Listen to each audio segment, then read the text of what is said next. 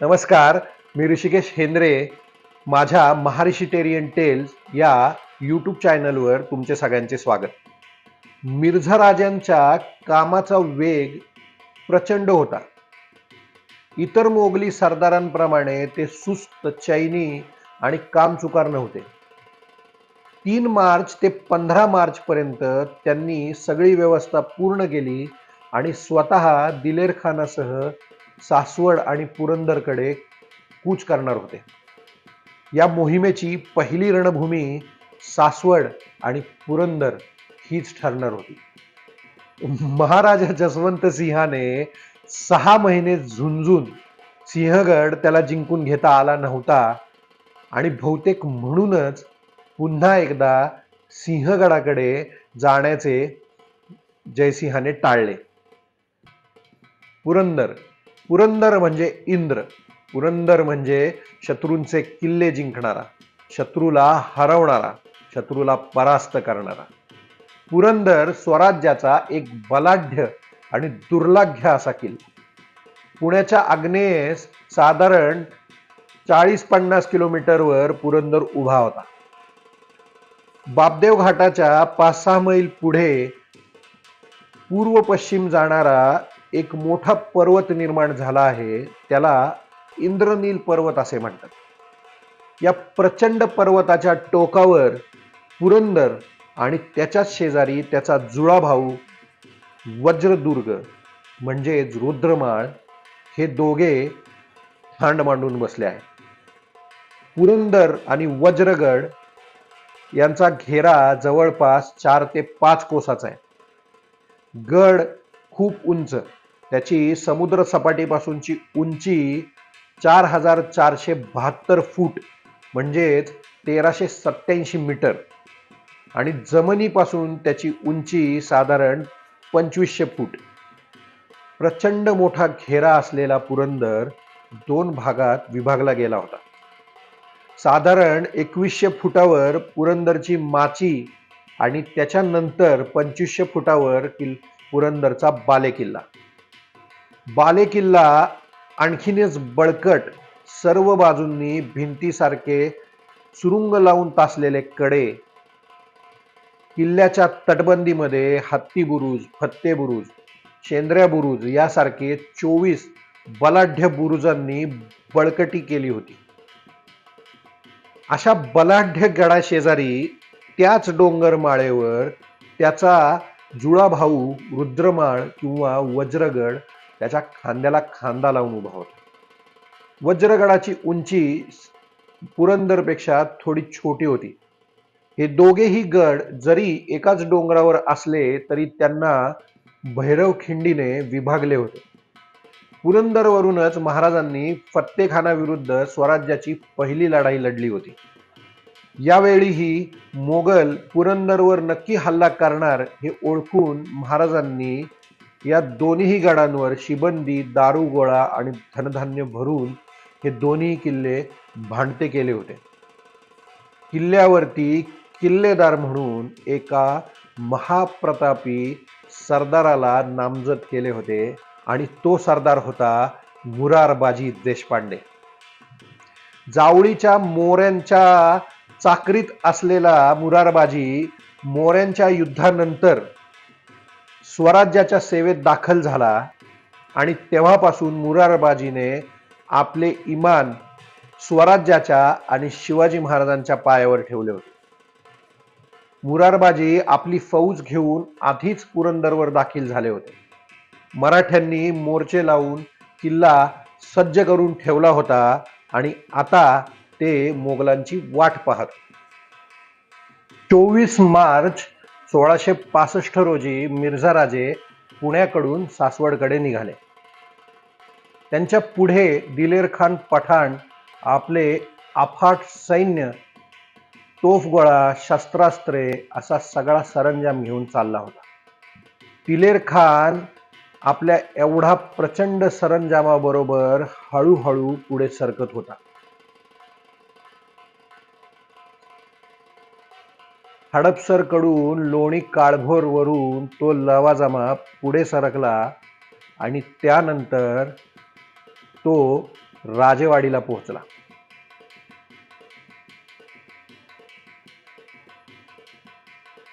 राजेवाडीला पोहोचायला त्यांना साधारण 15 दिवस लागले. राजेवाडीतून दिलेर खान सासवडकडे पुढे सरकला आणि मिर्झा राजे एक मुक्काम मागून येत होते. दिलेर खान पुढे रवाना झाला होता. तो सासवडमध्ये पोहोचला व तिथे मुक्कामासाठी चांगली जागा शोधू लागला. सर्वत्र शांतता होती.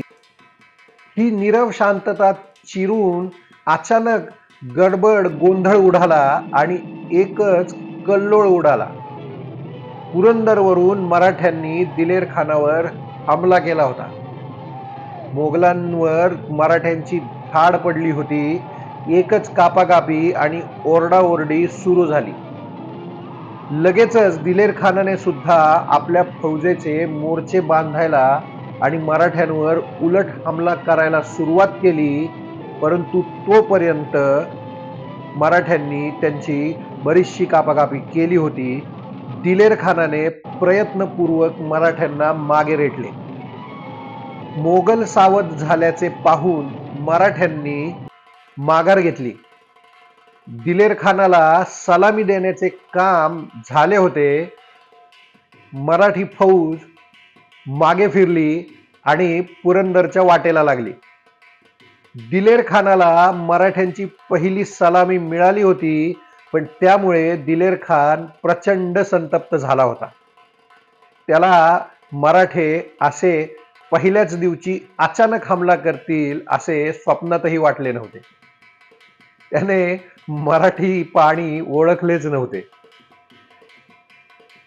चिडून दिलेर खानाने मराठ्यांचा पाठलाग सुरू केला, पण त्याच्या हाती काहीच लागले नाही. पाठलाग करता करता त्याने थेट पुरंदरचा पायथा गाठला. पुरंदरला त्याची सेना बिलगली आणि वरती चढायचा प्रयत्न करू लागली. परंतु पुरंदर आणि वज्रगड लढण्यासाठी अगदी सज्ज होते. दुरूनच मोगली सैन्य येताना त्यांना दिसल्यावर त्यांनी त्या बाजूला आपल्या तोफांच्या बंदुकांचे मोर्चे लावले आणि मोगली फौज किल्ल्याला बिलगताच किल्ल्यावरून प्रचंड असा तोफेंचा, बंदुकांचा आणि दगडांचा मारा सुरू झाला.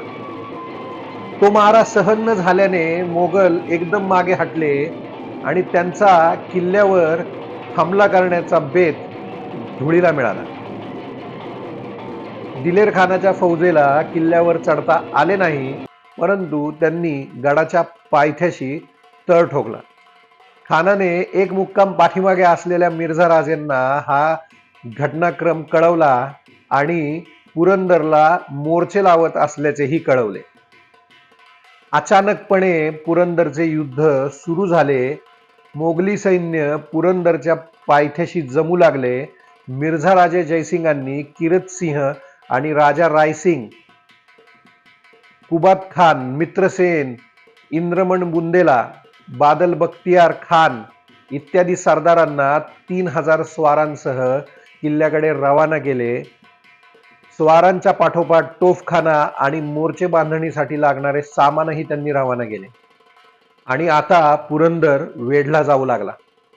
तो दिवस होता शुक्रवार, चैत्र वद्य दशमी शके 1587, म्हणजेच 31 मार्च 1665. दाऊद खान, जो मिर्झा राजांची पिछाडी सांभाळत होता, तो सुद्धा परस्पर पुरंदरकडे आला. मिर्झा राजांनी सुप्याच्या ठाण्यावर सरजा खान, हसन खान, जोहर खान आणि जगत सिंग यांना पाठवले आणि दुसऱ्या दिवशी मिर्झा राजे स्वतः सासवडला पोहोचले. दिलेर खानाने चहूबाजूने वेढा आवळायला सुरुवात केली होती. उत्तरेच्या बाजूने पुरंदर आणि रुद्रमाळ यांच्या मधोमध दिलेर खानाने त्याचे 2 पुतणे गौरत आणि मुझफ्फर यांना त्यांच्या पठाणी सैनिकांसह मोर्चे बांधून ठेवले. त्यांच्या जोडीला उदेभान व हरिभान कुवर हेही होते. तसेच तोफखान्यासह आतिश खान, तुर्कताज खान याच भागात होते. किरीत सिंहाने पुरंदरच्या बिनी दरवाजासमोर दमदमा उभा करायला सुरुवात केली. त्याच्या उजव्या अंगास राजा नरसिंग कुवर, करण राठोड, जगत सिंग नरवरी आणि सय्यद मकबूल आलम यांनी आपली मोर्चे बांधणी सुरू केली. पुरंदरच्या पिछाडीला म्हणजेच दक्षिणेकडून दाऊद खान, राजा रायसिंग राठोड, मोहम्मद सालिह, तारखान, रामसिंग, सय्यद जुनैल, अबुद्दीन बुखारी, हुसेन दाऊद, शेर सिंह राठोड, राजसिंग कुमार यांनी केदार दरवाजाजवळ मोर्चा लावले. त्यांच्या उजव्या बाजूला रसूल बेग याने आपल्या सैन्यासह ठाण मांडले. चतुर्भुज चौहान याने रुद्रमाळ किल्ल्यासमोर तर मित्रसेन इंद्रसेन बुंदेला यांनी वज्रगडाच्या पिछाडीला पूर्वेकडून मोर्चे लावले. मिर्झा राजे सासवडच्या अलीकडे एक मुक्काम थांबले होते. ते शनिवार दिनांक 1 एप्रिल रोजी पुरंदरच्या पायथ्याशी आले. त्यांनी आपला तळ पुरंदर आणि सासवडच्या मधोमध असलेल्या नारायणपेठ किंवा नारायणपूर येथे दिला. मिर्झा राजे आपल्या तळावरून तडक किरीत सिंह याच्या मोर्चावर गेले. तेथून त्यांनी किल्ल्याची पाहणी केली आणि पुरंदरची भव्यता आणि पुरंदरचा पसारा क्षणार्धात त्यांच्या लक्षात आला. मराठ्यांनी किल्ल्यावर केलेली तयारी ते दुरूनच निहाळत होते. पावसाळा तोंडावर आला होता आणि त्यामुळे जलद गतीने हालचाली करून पावसाळ्याच्या आत त्यांना हा किल्ला ताब्यात घेणे गरजेचे होते. आज आपण इथेच थांबूया. पुन्हा भेटूया पुढच्या भागामध्ये. नमस्कार. जय महाराष्ट्र. जय शिवराय.